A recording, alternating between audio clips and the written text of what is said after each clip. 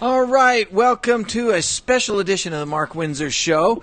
I'm very excited about the show, although I've got to admit my day has been very hectic getting ready for it, as I'm sure some of my guests who will be joining me also faced quite some changes in their day to get ready for the show, and I appreciate each one of you who will be joining me. We've sent out a lot of email and Facebook and other blasts out there, so I'm confident we have a lot of listeners who are interested in the topic of what we're going to talk about. We have with us both on a conference call line and in studio on their way here, supporters of Ron Paul for president. And welcome, by the way. Welcome, all of you joining us today. Thank you. Hey, what we're going to do is I'm first going to tell about all of who's on the call, and if you've got comments about yourself as I do that, that's great. Then I'm going to use a few minutes and let our listeners know what prompted me to do this special show, because I'm going to talk about that I don't know if I want to use the word fiasco already, but the Arizona Republican Convention to choose the delegates to go back to Florida. So we should have on the phone with us Dr. Frank Tamburi. You there, right, Doctor? Yep, I'm right here. And so your question.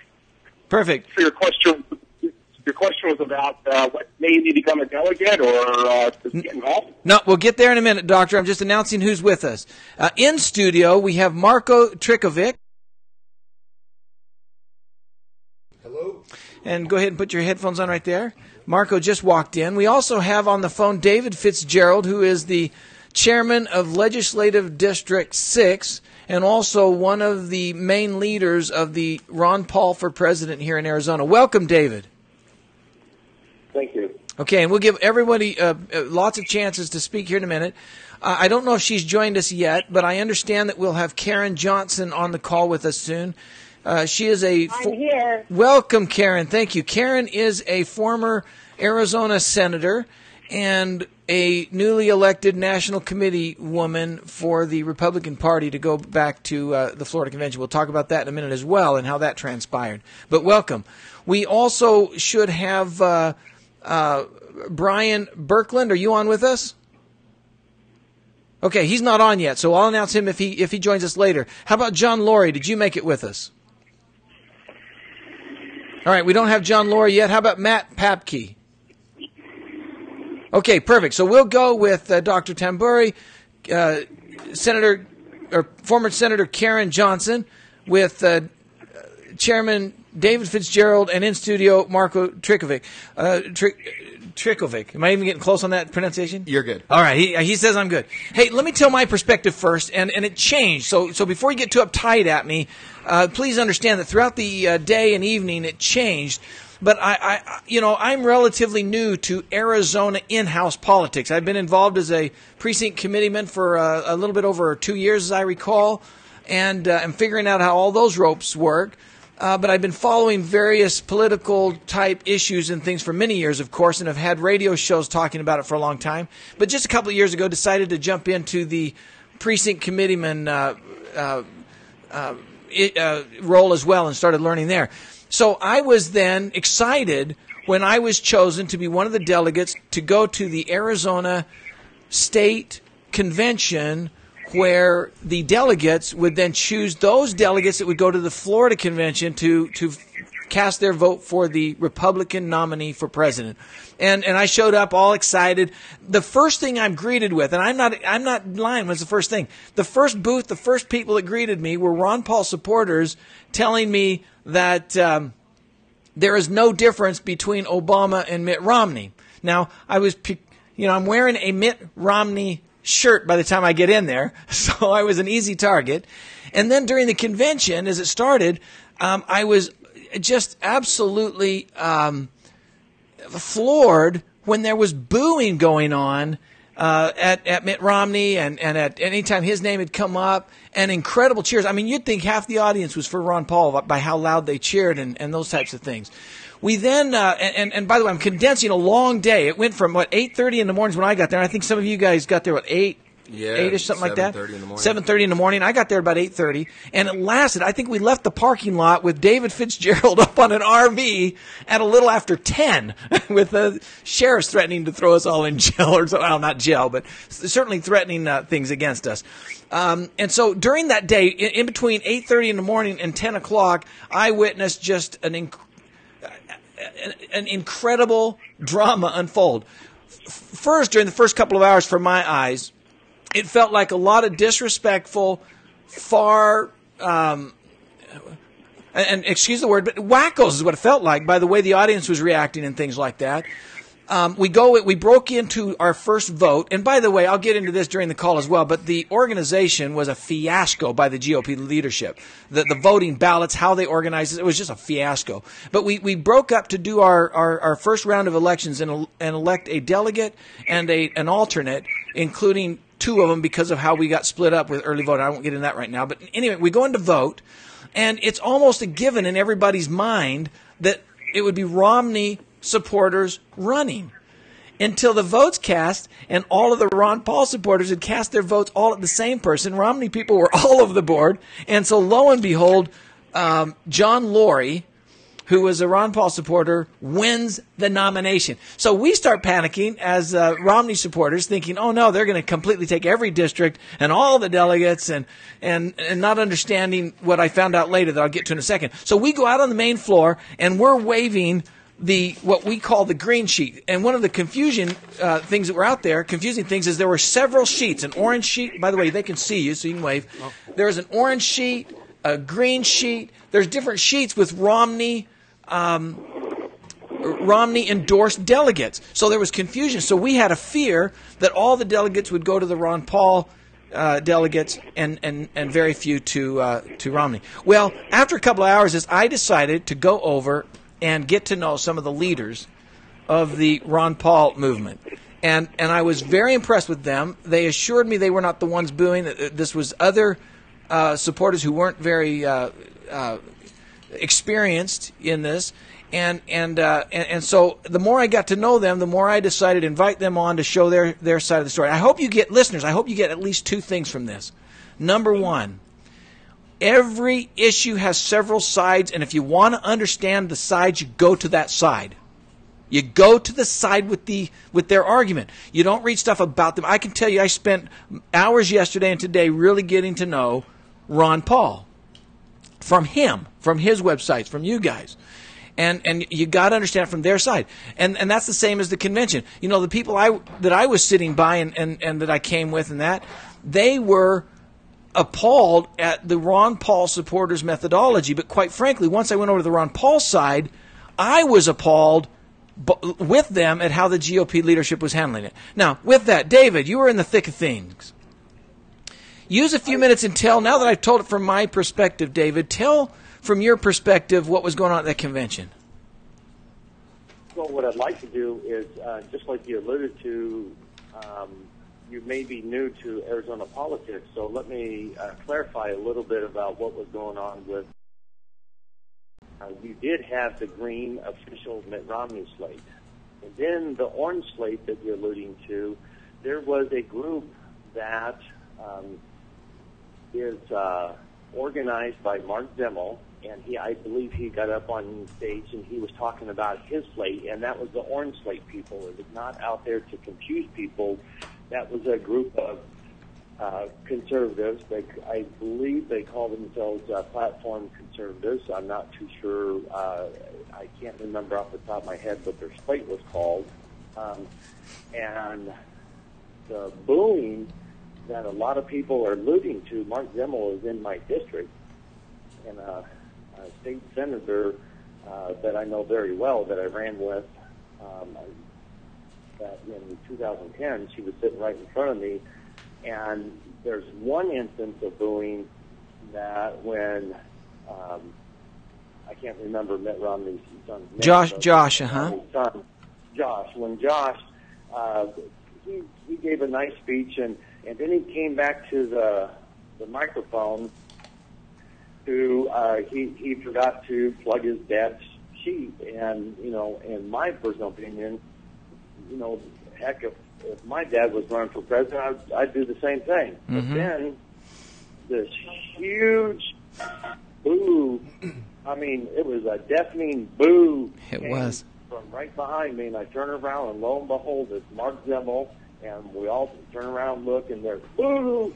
And if anybody has video of this, you will see at least, I was looking forward. I don't know how many behind me. There was at least 25 people or so holding up that orange sheet of paper that they have, and they were boo, and they're holding this paper up. Well, did some Ron Paul people join in? I'm sure they probably did.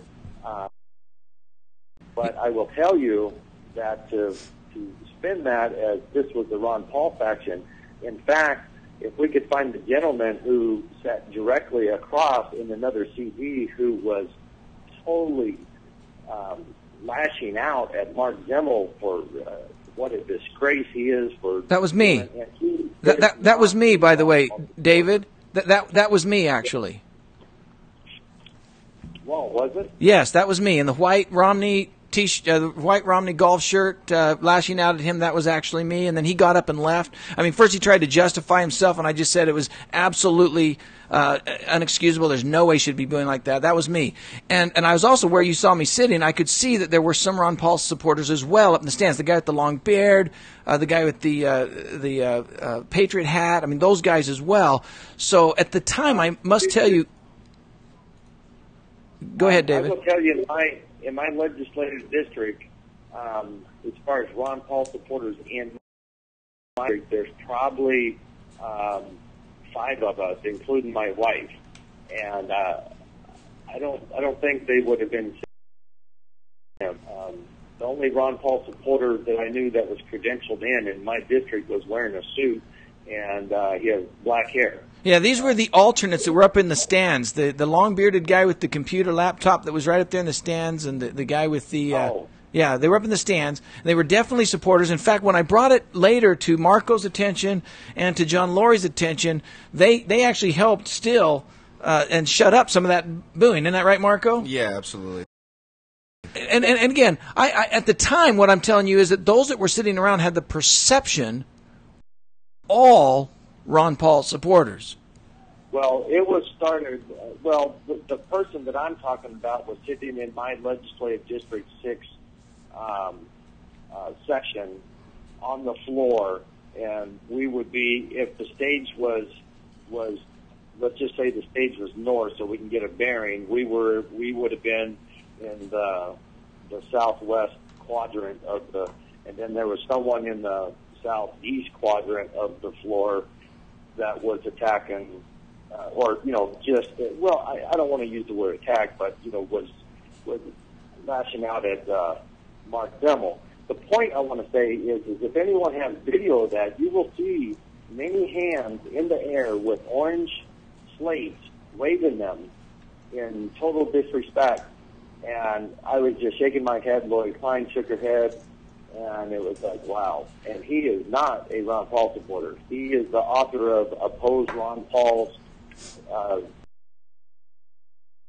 Interesting. In fact, I'll tell you that when I was addressing him very vigorously, he did tell me he wasn't Ron Paul, and I just ignored that and just addressed the booing at the time. I already knew enough about Ron Paul to know that Ron Paul would not sanction such a thing. Now let's go beyond that for a minute now. One of the things that I'm still having a hard time wrapping my arms around, and when I tell this story that I'm now going to say, when I tell this story to anybody, they also kind of get uncomfortable with how unfair this seems. So I want to get your perspective once I tell my perspective. We as delegates coming there felt like the state of Arizona had voiced their vote that Mitt Romney should be the candidate that we as delegates voted for in Florida, and in my mind, at least felt like a sneaky way for a handful of minority delegates to get in there. Many thought at the last minute. In fact, I saw a lot had the alternate delegate badge instead of the main delegate badge, and felt like they got in there last minute just to cast all their votes in a block and get rob delegates from the voters who wanted Mitt Romney. So that's what we felt. Now, if you'll address that. Okay. What I'd like to talk about that is what we have a process on how we go about being nominees and everything else. And whether someone is in there, a block of people who support their candidate, Ron Paul, or whether that be the people with the orange slates who were not Ron Paul people. But the fact of the matter is in Arizona, the large majority of us Ron Paul people who are educated enough to know what's going on and going through the process, we want fairness, and we have every right to be a national delegate, as Mark Zimmel does, as you do, as anyone else. That's why we have elections. And then when we get there, we are bound to vote for Mitt Romney and on the first ballot, and we follow certain rules. And if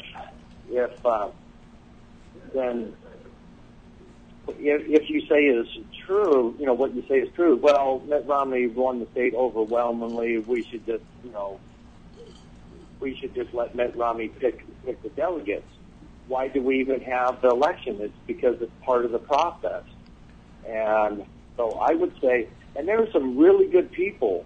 Now that we're talking about, there's some really good people that I did not know, but you could just tell that they really cared about, America, and they cared about wanting to participate into the national convention, and they stood up and they nominated themselves from the floor in our different CDs.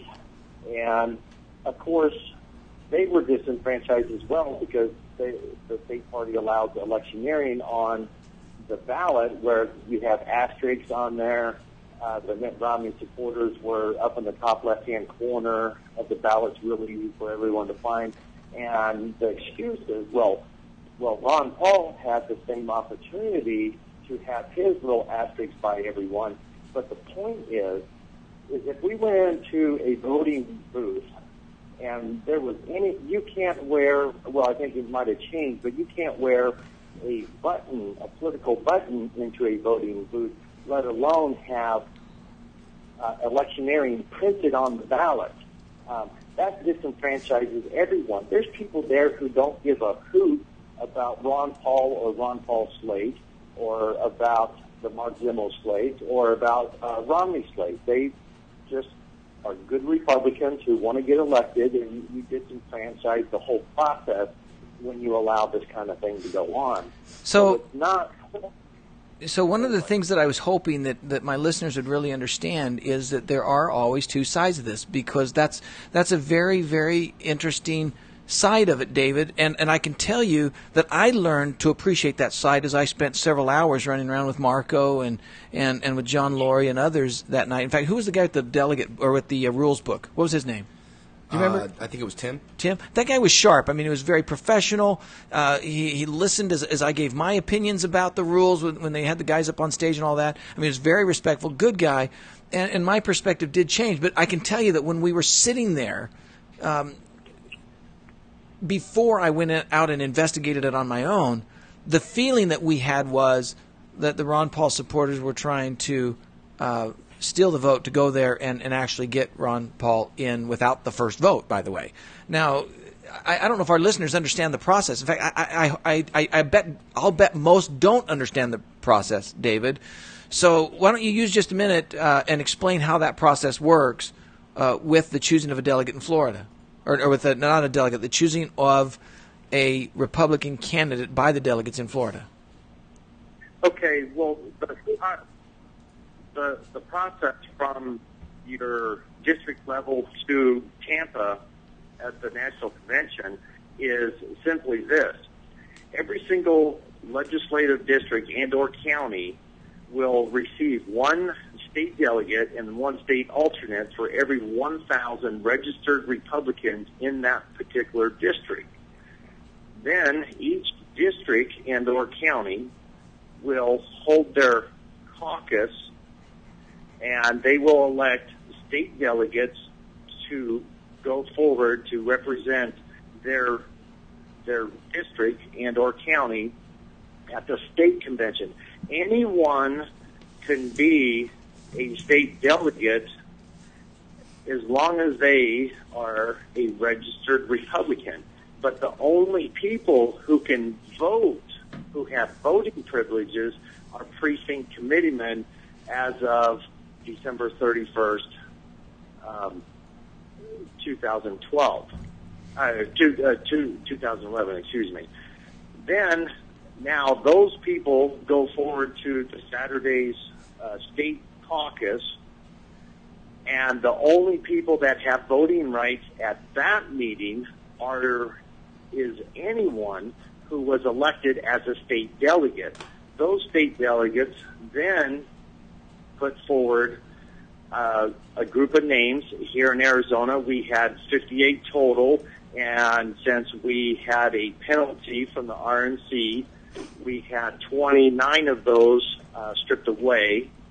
So what the GOP here did was they had 29A delegates with voting privileges, 29B delegates without voting privileges, because you never know what's going to happen in Tampa if they were going to lift the rules or whatever. But they still voted for A and B delegates. And then you do a round of voting for A and B alternates. Now, how those delegates and alternates are elected, you will, at your congressional district level, we have 9 congressional districts now. We gained 1 because of the census and the population growth. We have 9 congressional districts, and they would elect 1 national committee person from, national delegate. Delegate, right? From each congressional 1A delegate. Then they went ahead and they elected the B delegate, which has no voting privileges. Unless they get to the Florida and they change the rules, right? Yeah, and then we do the A alternate and then the B alternate. Right. Then and you can only run from and vote from your congressional district. So if you live in CD6, you cannot vote for somebody in CD8 or vice versa. Yes, and I can tell you that when we broke and we went into that session, you're right, that the ballot we had, I don't know, 70, 80, 90, I don't know, a lot of delegates on it. In fact, I saw on the website, on one of either the Facebooks or one of the Ron Paul websites, actually had a copy, a picture of the ballot, but there were a lot of names on it, and there was one that had an asterisk and a footnote stating that it was Romney's endorsed delegate. That is the electioneering that I'm talking about. If you want a fair process, and for somebody to say, well, the Ron Paul people were offered, and just like I stand by what I say, you disenfranchise everyone because there's people who don't care about the political sides, if you will. They love America and they want to be a national delegate. But let's make it very clear, because even the experienced politicians that I was sitting by, experienced Arizona politicians, did not understand that the Ron Paul delegate who won intended to vote for Mitt Romney in the first round of voting. He did not understand that. None of them did. They actually felt, because there was discussions about the law and aren't they forced to? And quite frankly, I wish John Laurie was on the phone. John, you haven't joined us yet, have you? I wish he was there because he had an opportunity. He came up in the front right at that time, and there was a lot of discussion going on right after the vote about this. And the one who was asterisked and her husband, I mean, they were distraught and talking about it. And John Laurie came up, and I gave him opportunity to talk about it, and all he did at that time was focused on Ron Paul issues that I didn't want to debate right then. I just wanted to get to the bottom of, are you stealing a vote from Mitt Romney? And didn't at that time, although I must say that he became quite the gentleman throughout the evening as I got to know him, and then he did clarify that he was intending on voting for Mitt Romney unless it became an open floor. And you can't speak for everyone, but I know John Laurie really well, and John and I feel the same way, that here in Arizona you have certain rules, and if you're not willing to follow the rules, it does say that you shall use your best intention or your best effort, I think is the actual word. It does say best effort, yes. For Mitt Romney. The reasons why the best effort was put in there, God, a plane crash or whatever, and there is a reason that that particular person is maybe no longer with us, or there's some very extraneous circumstances that then it leaves you a little bit of wiggle room. It's not an absolute, but the intent is to follow through and vote for Mitt Romney on the first ballot. And anyone who has any type of integrity at all, and I know John and I do, we intend to follow the rule of law here. And now, as we got into the main floor, do we have any idea how many delegates were chosen from the Ron Paul slate? I have not got an official count. I know I'm a B alternate, which really doesn't mean much, but I still want to go to the convention because win or lose, no matter what was happening, even early on in the game, this is my first full cycle, and it was Ron Paul who inspired me to get into government. And he basically said, in 2008, at his rally for the Republic in Minneapolis, Minnesota, he said, if I became president, it doesn't matter if I'm the only one. If you want to change government, you have to become government. And if we all work together, we can bring the GOP back to its roots in 1 to 2 election cycles. And that was the theme of the convention, bringing the GOP back to its roots. And with that message, I came back to Arizona. I ran for and eventually won first vice chair in LD4.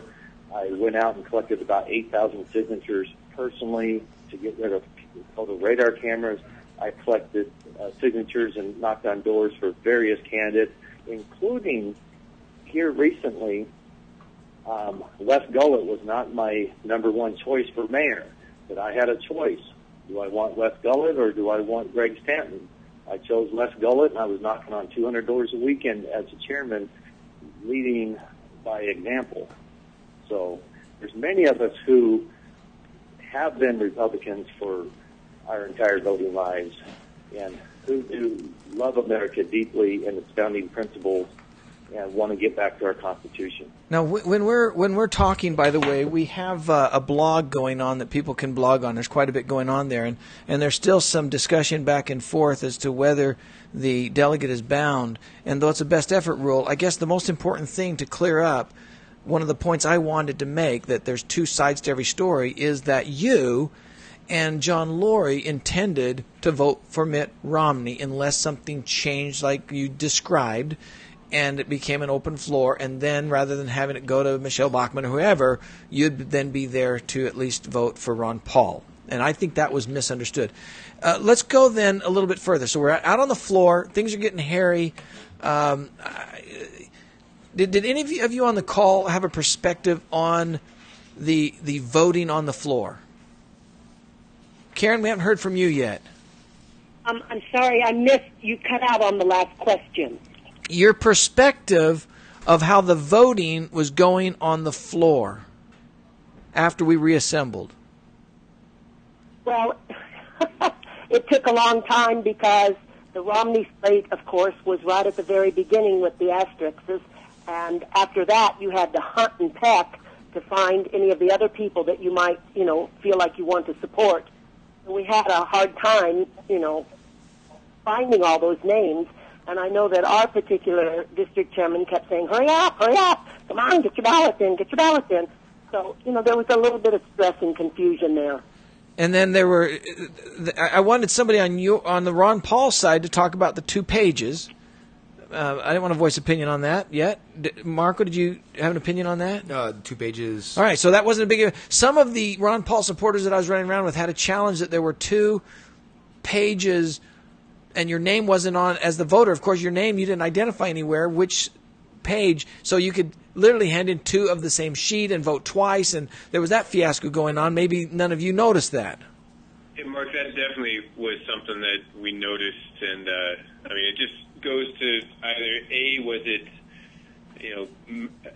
nefarious intent that was behind that, purposely trying to double up on votes and have people specifically vote more than they should have, or was it just incompetence? I don't know the answer to that question. It seemed like incompetence on my side, and as well there was when you go to hand in your ballots. When we were in the CD, the congressional district voting, they marked on your name tag that you had voted, right? So you couldn't go through several times. Yeah. But at the convention, when we were in the main hall, there was not. In fact, there was no oversight over the ballot boxes. No, and actually, and I do want to talk about one thing. There was a lady, and I think there's a video on YouTube. A friend of mine actually ended up posting that. There was a lot of us that witnessed a lot of people going to the ballot boxes with multiple ballots in their hands. What we received confirmation of was we know a lot of the Romney delegates were actually told to go home. I think they were trying to kind of work out that whole less than a 500-person quorum and the whole thing. But there was one lady that actually went up to the ballot box, and she literally turned in, 5, 6, 7, 8 ballots. I don't know what it was. And one of the ladies caught her, and when she questioned her, apparently she said that she was handing them in for people who had left. Well, you can't do that. You know that when you leave, you got to give up those credentials. So the problem is you have a lot of these ballots that are going in there, and actually the guy that was actually supposedly guarding the ballot box admitted to it because they went and confronted him. And he said that he was told that he was to allow that, and it is the way that it is. Now, from the Republican, that's very funny. Sorry, that was a slip. I know we're all Republicans that were there. From the GOP leadership side, those that I talked to at least, they were feeling the opposite, that it may be the Ron Paul supporters that would put in multiple ballots and that type of stuff. But the bottom line is, as I looked at it, the more I hung out with the Ron Paul group that I was with, the John Laurie and the Dr. Tamburi, that group, it became very apparent to me that they were doing all they could to live by the rules, and that the GOP leadership were just disorganized and frustrated, unable to know how to deal with the questions that were being raised by the Ron Paul supporters. And I was just hoping to get some comments, either David or Dr. Tamburi, if you're there, or others who were face-to-face with the GOP leadership. Well, I didn't know if the doctor wanted to say anything, since he didn't get to speak yet. I can't. I just think that they were out of their leagues. Because of all the ballot problems, they really, the security of the ballots, the counting of the ballots, the selectioning of the ballots, everything about the ballots was handled poorly.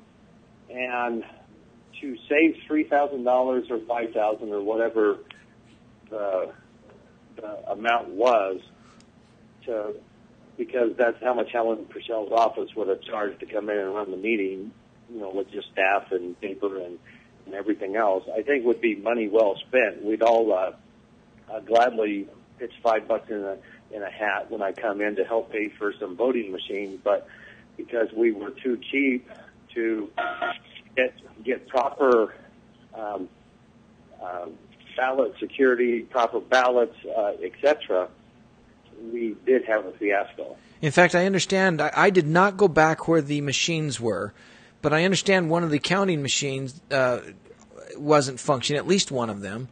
I believe it was multiple counting machines. Multiple that ironically, in my opinion, went down at one time, and really they only had, I guess it was one machine that was actually counting the actual ballots and the votes, which, again, you tend to raise those questions because it just looks funny. So then we get to the Karen Johnson National Committee woman fiasco.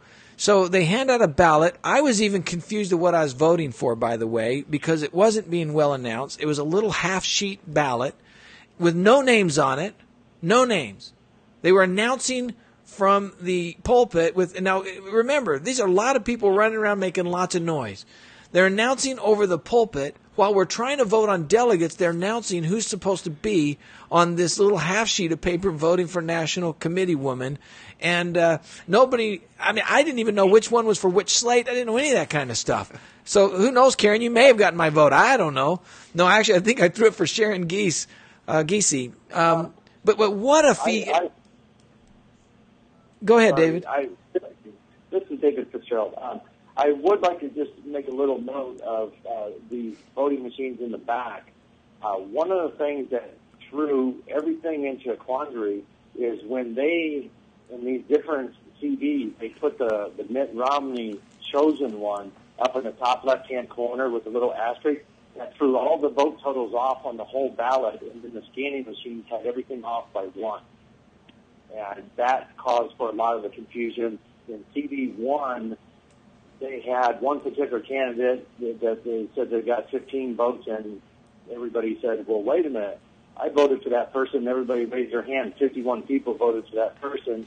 Turned out that took about 4 hours to solve that issue. You have CD4 where someone didn't get any votes, but he won. He stood up and he said, wait a minute, I didn't even vote for myself. And, he decided to vote, with one of the slates. And that got sorted out after a couple hours in hand counting. So we were talking about some of the confusion in the back room. That was part of the confusion. And so did I use the word fiasco anywhere? Holy moly. Could I ask a question here? Yes, Karen. I was in CD1, and so I know that's exactly what happened with Jill, the gal that finally got elected with 51 votes. But if that asterisk person's name at the top of the ballot in the CDs threw off those ballots, why would not the 19 or 20 on the ballot at large have thrown all of that off? That is a good question, and we, I certainly don't know that answer, but my understanding was, hanging around there by the stage and by where people were coming back and forth, was that they were hand counting from that point forward. So who was, yeah. David, were you back there with the boxes? My knowledge, they're still hand counting. I don't know if they even got I would not want to hand count 500, 600, 800 ballots times 2 times 300 people on the. Wow, that's just a task. It is a task.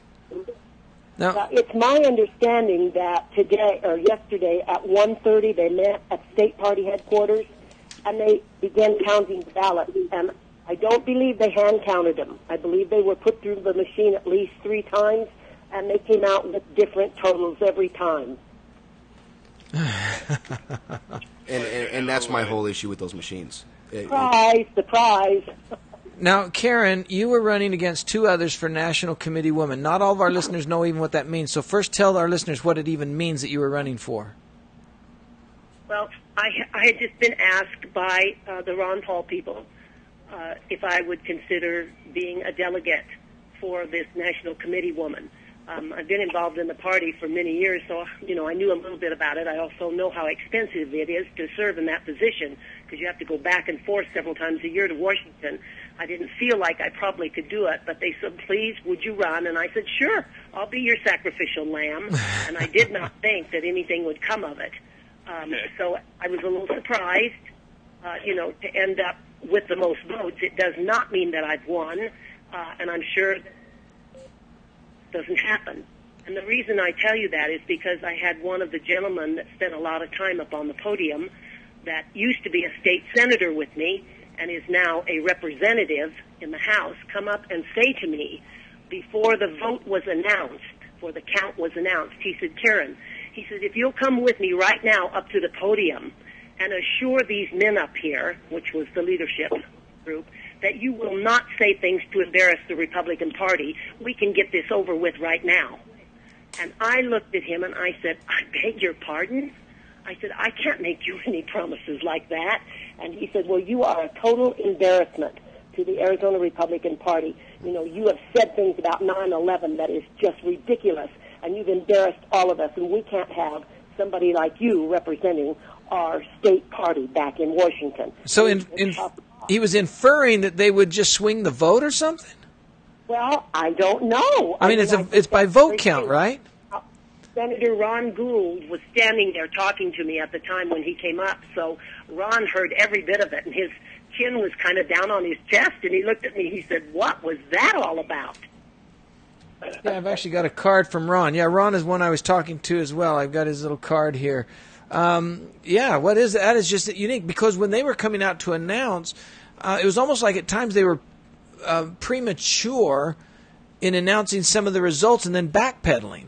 For example, I don't know, hey, does anybody know how many actually won in the districts? From the 9 districts, how many Ron Paul supporters won? I think I can touch on that. I think initially from the 9 districts there was there was 18 delegates there. Yes. And from what I understand, as far as A and B delegates, we took the first 11, and I think that's when everything really just kind of started to go south. And I think, and I'll say it, it's the Good Old Boy Network. I think when they saw that, they looked at it and they're like, wow, Ron Paul's actually winning delegates in the state of Arizona. So you took 11 out of 18. Yeah, absolutely. But then by the time they announced it on the floor, I think you only had 3. Is that right, David? I think 3 was the A, and I think we had 3 A delegates, and then the additional 8 were the B delegates. Is that right, David? That I don't know. To be honest with you, I'm district chairman. I'm dealing with district stuff and myself. I was down at the state headquarters when the ballots the sealed ballot came out, but I was down there on LD6 business talking to the chairman and there for sure about other things. So I have not been up to date on where our totals are, and I'm just I know that we have capable hands in Sean Dow. Sean Dow is the state coordinator for the Ron Paul campaign, and I've not heard anything official from him yet, so I'm just deferring to Sean Dow. Well, I must tell you that the coordination effort was impressive. I mean, while we're all scrambling to try to figure out who is the real Mitt Romney slate of delegates, the Ron Paul supporters were huddled in 3 or 4 corners with cell phones and texting each other and calling each other, coordinating to make sure everybody got the same ones down. So it was very impressive in that way, but very disappointing in the whole delegation. By the time I got up, it was probably 9 o'clock or 9:30. I don't know, David, what time it was. They finally kicked us out, but holy moly, that end was handled terribly. So, I would just like to say about how well organized the Ron Paul people were, and I will tell you that if everything was played by the rules, none of this electioneering, if we would have had decent counting, we would have had, none of this, we're going to do the runoff election by mail-in ballot, and some of the nonsense that went on, vote totals coming back at 15 where they were really 51, and just all this. I don't think we would have not been on this conference call today.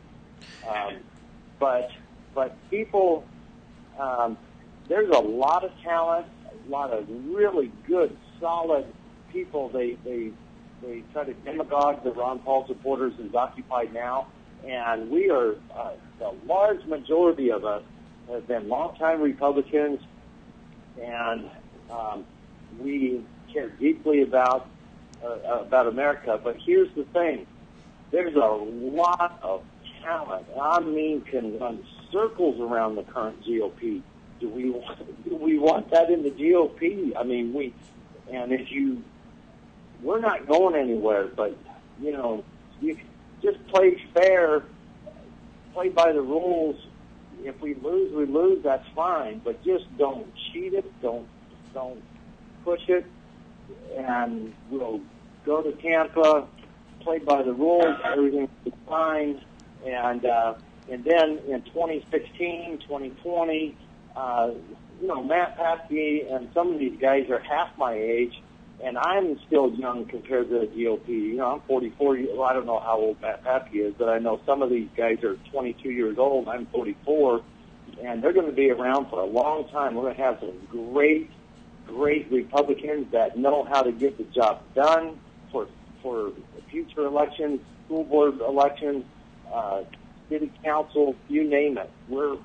We are here to help out. Now, as with any group, you have both the professional, fair-minded people in it, and then you have the extremists. And just so you know, I encountered both with Ron Paul supporters that day, and some that I spoke with were so unreasonable in their trying to justify the booing. In fact, I don't know his name, but I spoke with one gentleman that I invited to be on this show, and I used the word gentleman a little loosely because he was so rude and so anyway, so you had both sides there that I know were Ron Paul people, but my point is that those who only met them have a tainted view on what happened that day. Likewise, I'm sure there were many innocent doing their best that they could in the GOP leadership. And so the second point that I wanted to make, in addition to everybody, please understand there's always 2 points, two sides of the story. In addition to that, my second thing that I was hoping the listeners would see is that we have some broken stuff going on in the Republican Party. Holy crap. That could have been, I mean, just from the pure administrative organization of getting ballots so they could be properly tracked and properly counted. And, we were there till 10 o'clock at night. I mean, even how it ended, even when there's controversy, they could have put their heads together and figured out how to end the meeting in a proper way. I mean, they announced several times over the pulpit, oh, we're going to do mail-in ballots. No, we have to stay and do ballots. No, we're going to do mail-in ballots. No, we're going to... Man, they couldn't even make up their mind on some basic rule principle like that. It was absolutely astounding. I think, Mark, Mark, you're absolutely right. And this is what shocks me the most. Here we are, the entire year we've been talking about, we've got to beat Obama, unity. Well, they didn't treat us very nice, first and foremost. But secondly, if they think that they're going to take on the Democratic Party with any level of cohesion or skill, and that's how they ran their own state conventions. And Arizona is not the only one. Look at the caucuses that have happened throughout the country. Look at Oklahoma, what happened there the very same day in Arizona. It doesn't look good as far as I can tell for them. Now, this is Dr. Tamburi, right? Sorry, this is Matt. Oh, this is Matt. Oh, Matt, welcome. Hey. Hey. They need to wake up and grab some of the talent David Fitzgerald's talking about, because it's right and ready for the picking. And I kind of want to touch on that. And Mark, I think you touched on the fact that you looked at some of the organization that was behind a lot of us Ron Paul supporters there. With what you saw with the state GOP and the fiasco that happened, I mean, Matt's right. We're in big trouble. I mean, if you're going to go against $1 billion Obama machine and you can't even get your stuff together on a state level, you're in trouble.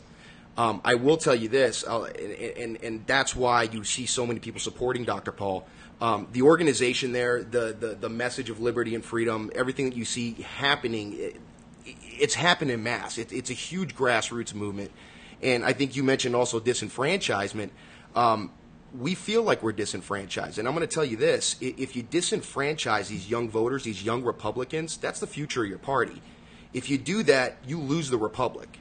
And I'm going to tell you right now, I think the biggest issue, and I just kind of want to differentiate, why do they not support Romney? I think a lot of it has to do with, I mean, his track record isn't that great. If you look at Ron Paul's track record, he's been consistent for 30 years. You see that he's a principled man.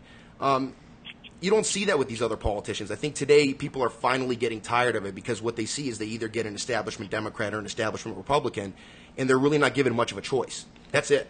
Well, and we could go all day long arguing whether Mitt Romney is reputable and whether he's got good integrity and those types of things. But the bottom line is whether we agree or disagree on Ron Paul or Mitt Romney, one thing I believe everybody on this call should agree on is there's no way we're beating Obama if in a few months we're still split.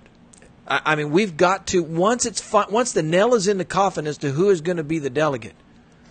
Because I told several people there, listen, I'm a Mitt Romney fan, but I'm telling you, if something happens and Ron Paul ends up in the driver's seat, I am jumping in that car. We cannot afford 4 more years of socialistic, immoral agendas. We just cannot afford it. And I can also tell you this, the time that I spent, anybody who's for Mitt Romney, if they study Ron Paul's website, they would have a hard time arguing against most of the issues that Ron Paul stands for. Limited government, lower income tax, in fact, abolishing the income tax. Who can argue with that? Hey, welcome. We finally got Dr.